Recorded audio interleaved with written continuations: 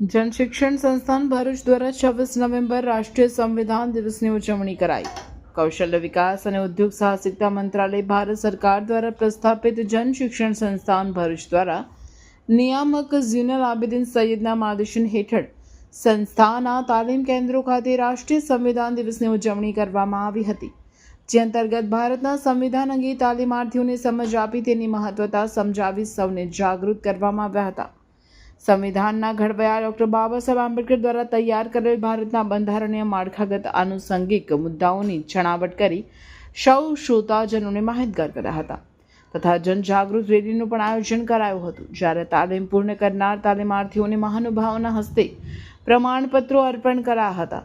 આ પ્રસંગે સૌ હાજરજનોને સંવિધાનની રક્ષા કાજે શપથ પણ લેવડાવ્યા હતા.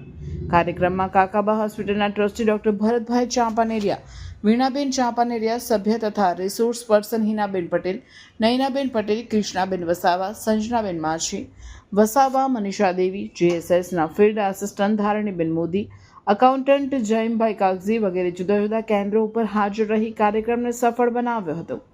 JSS ટીમ દ્વારા પ્રસંગે હાજર સૌ આગેવાનોને તાલીમાર્થીઓનો આભાર વ્યક્ત કરી કાર્યક્રમની શુભેચ્છાઓ પાઠવી હતી.